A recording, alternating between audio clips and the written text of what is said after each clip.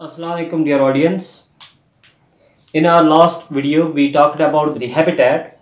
There was diversity in the habitat, as we discussed in that some animals are aquatic, some are terrestrial, and then we found the diversity in these two habitats as well. And the character which we are going to talk about today is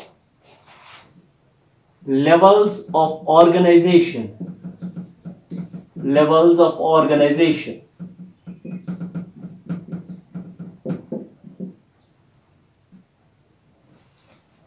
There are three main levels of organization.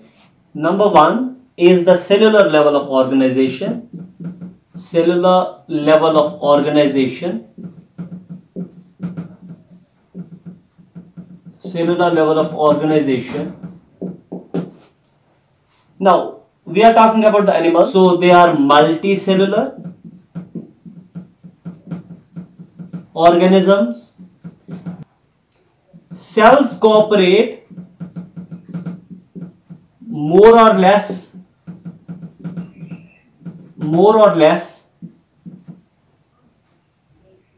with one another, but they are not organized into the tissues.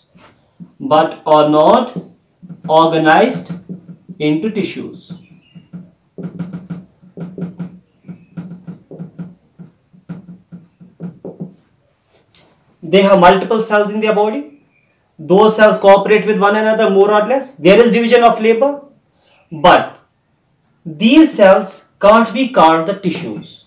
Now the question comes in our mind: why don't we call this aggregation of these cells as tissue?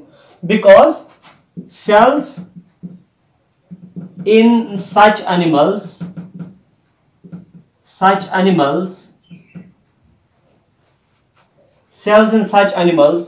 are remarkably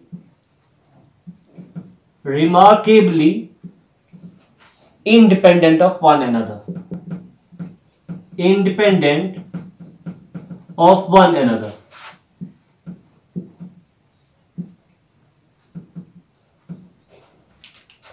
Now, cells cooperate more or less with one another. There is division of labor, but we don't call it a tissue because cells are remarkably independent of one another. And they can change their form and function as well. Cells can change their form and function.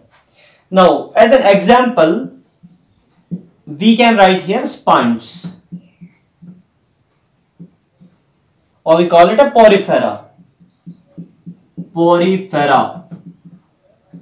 Going to talk about the porifera in our later lectures, but right now we are here giving only the example of sponges. Sponges are the particular coming in the phylum of porifera, and those poriferans have the multiple cells, but those multiple cells are just the aggregation. Those are not called tissues. So such level of organization is called as cellular level of organization.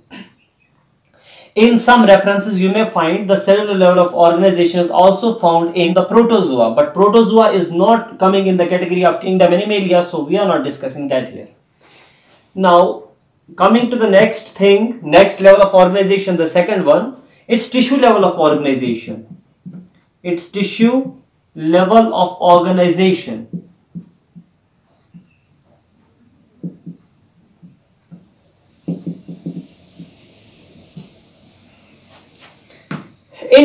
of organization, cells simply are organized into the tissues.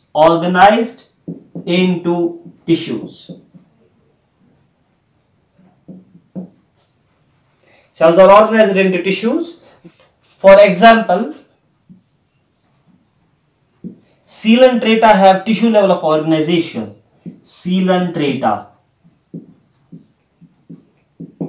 Since the tissues are formed in all other animals, like right from the Coelenterata, then Platyhelminth, Escalahelminth, Annelida, Arthropoda, Mollusca, Echinodermata, Chordata. In all these animals, these are the particular animals having the tissues in them. But tissue level of organization means there is no organ formed. So it's having the tissues only. Now the third level of organization is organ level of organization. level of organization. The organ level of organization means cells have aggregated to form tissues and tissues have aggregated to form the organs, and organism in such organization level, organism has organs and organ systems,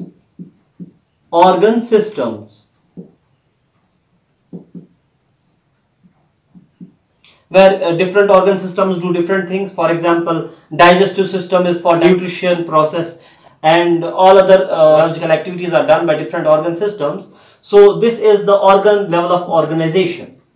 This is what you may remember: cellular level of organization, tissue level of organization, organ level of organization. Cellular level of organization can be further divided into two types. One is cellular colony level and another is cellular aggregate level. Cellular aggregate level of organization. Simply, how do we differentiate between the cellular level, cellular colony level and cellular aggregate level? In cellular colony level of cell level of organization, there is cells are similar to one another. Cells are similar. For example, Volvox is an organism in which the cellular colony level of organization has been found, and cellular aggregate level, as I already have given you the example of sponge, it's called a cellular aggregate level because cells are not same, cells are not similar, cells are not similar. This is some additional information what you can find in the references. Otherwise, it's enough to remember the cellular level of organization, tissue level of organization, and organ level of organization.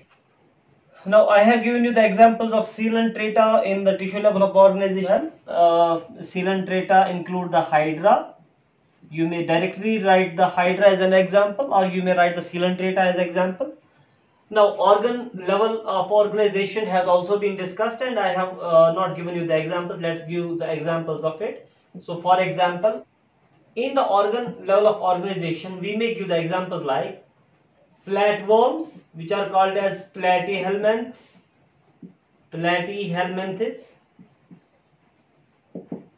We can give the example of roundworms, Schisthelminths.